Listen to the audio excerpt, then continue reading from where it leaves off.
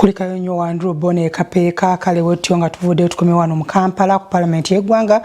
Ababaka beemulugunyizza ku amyuka Sipiika Thomas Tayebwa engeri gy'akwasaganyamu emirimu gye nga bagamba nti gya kiboggwe okuteesa bamala kumufukaamirira, wabula naye kyawakanyizza ng'agamba nti abamu ensonga zaabwe ze baleeta ziba zeetaaga poliisi, endala nga zeetaaga baminisita, n'olwekyo n'abasindika eyo mu Parliament y'emu era gye tujja emboozi ey'okubanga endagamuntu yayongezebwa ku mitwalo 5 singa oyagala okuddamu okugifuna ng'oba eyeebuze yali ku mitwalo 5. Kakati n'ababaka bagamba ensimbi emitwalo 5 mingi nnyo era tebasobola kugikkiriza. Wadde okuwansiganya ebisongovu wakati wakubiza Parliament Thomas Tayebwa saako n'omubaka omukyalo w'emikono Betty Nambooze ne Tayebwa okutuuka ng'okulemeza abamu ku bakabaka ba Parliament okutuusa ensonga zaabwe bw'abajulizi bagende mu baminisita oba ensonga baswale ku poliisi. Tayebwa mu kukubiriza olunaku olwaleero ategeezezza nga bwe yeesanze ng'ali mu kaseera akazibu ng'abamu ku bakabaka ba Parliament ensonga ze bandibadde batwala ku poliisi oba mu baminisita ate bazituusa mu lukiiko olukulu lw'eggwanga bino ne bimulemesa okutambuza obulungi emirimu.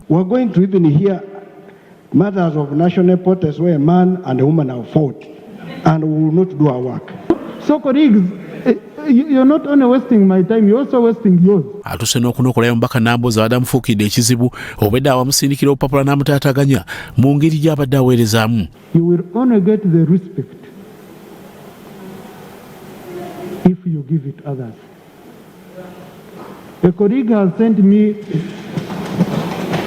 cheats here which even had threats, and I just became humble and I said I'm giving you time, but I'm continued being harassed. Speaker, that ceases to be a matter of national importance, Mr. Speaker.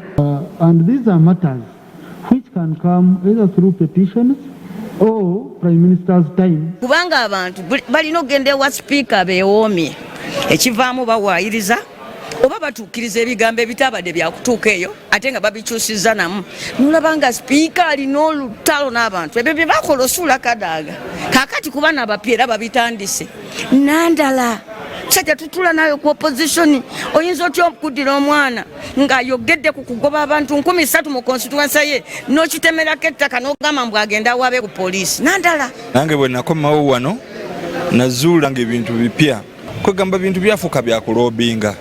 Boba ng'ogenda olina mata oteekwa okugenda n'osimba akaggo n'ojjuza obupapula n'osooka ne wennyonnyolako so nga tebino ebintu systems weeziri. Kino kiddiridde omubaka Robert Kanyika aleese ensonga y'ekibbattaka ate oluvannyuma omubaka n'adda amafaabe n'amwambalira ng'agamba ezimu ku nsonga nga zino tezeetaaga kuleetebwa mu lukiiko luno. For my residents who are undergoing a threat of eviction, however, ebyo ngo bitadde ku mabbali yo Parliament eragidde minisita ensonga z'omunda okulabikako oluvannyuma lw'okwongeza ensimbi ez'endagamuntu okutuuka ku mitwalo 5. Ensonga eno ebadde ereeteddwa omubaka okuva e Nakaseke Ssemakula Lutamaguzi. Renewal of national ID has been increased from 50,000 to 500,000. Internal Affairs will make a statement here in Parliament. Thank you.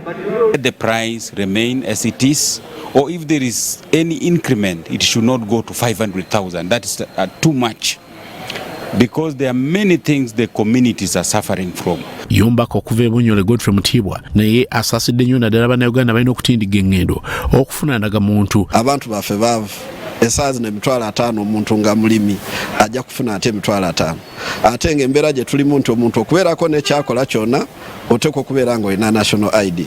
So ze kyendaba gavumenti yandibadde ekola kyetaaga okulaba nga bateekateeka okuregisteringa abantu baddemu okubaregisteringa ku bwereere. How can I renew my citizenship? My own country, after 10 years I lose my citizenship? It's not possible. So there is a lot of things that we are going to discuss on the matters pertaining the national ID. Abaka bano batunnyonnyodde ku nsonga eno nga nira tena bakulabikako mu Parliament. Yali badde nga ya bwereere ng'omuntu bagimuweera ku bwereere kubanga yekolaga nti oli Munnayuganda. Waakiri omuntu ava ebweru oyo obanga si Munnayuganda oyo asaanidde okwebwa edokimenti yonna emulaga ng'agisasulira naye Munnayuganda asaanidde ogifunira ku bwereere. Ati bwe ndaba abantu b'omu constituency yange omugamba okusasula emitwalo 5 sente nnyingi nnyo ezitasoboka. So ndooza Sipiika yakoze bulungi amuyita ajja atubuulire amaanyi yagajjawo agateekawo ssente ezo. Kirina okukyusibwa balina tulaga lwaki emitwalo 5 egyo giteekebwawo okuva ku mitwalo 5 tulabe ddala ke bakyusizzaamu kajja mu kuongeza ssente ezo. Ku Raso TV nze Grace Girinya ne Lyasa Jabe Omonyo.